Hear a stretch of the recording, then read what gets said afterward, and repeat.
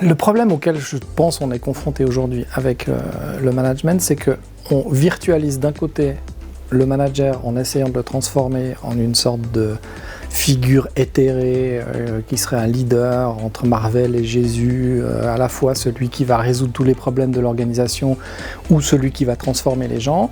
Ça, c'est la déréalisation, on va dire, du manager.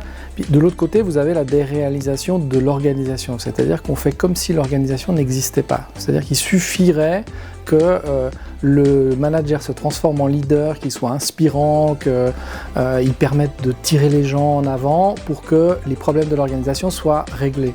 Et ça, c'est un mensonge, parce que évidemment que l'organisation, elle est là, avec ses problèmes. Et une bonne partie des difficultés qu'on a aujourd'hui en termes de management, c'est parce qu'on ne se pose pas les questions sur le fonctionnement de l'organisation. La santé est quelque chose qui ne peut pas se standardiser, qui ne peut pas devenir un outil managérial. La santé est une chose trop importante pour la laisser à des coachs intervenants qui ont tendance à psychologiser la santé ou à l'amener comme un synonyme du développement personnel ou du bonheur. C'est pas la même chose. On voit par exemple aujourd'hui que les conditions de travail, la conflictualité au travail, qui pouvaient s'expliquer par rapport à des luttes ou des forces, des jeux de force organisationnels, identitaires, des cultures de métier, sont aujourd'hui complètement édulcorées, voire remisées au profit d'une analyse interpersonnelle.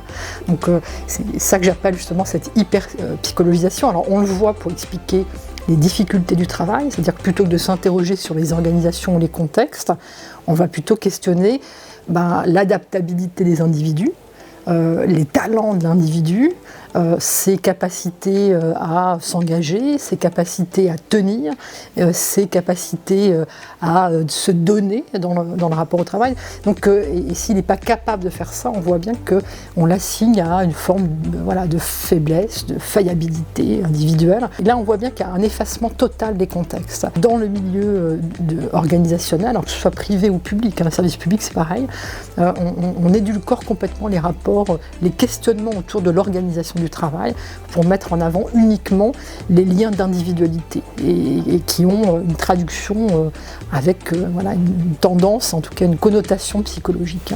Dans un certain nombre de cas, j'ai aussi été le promoteur de ce que je dénonce aujourd'hui, ou en tout cas le complice ou celui qui a contribué à défendre ce genre de choses.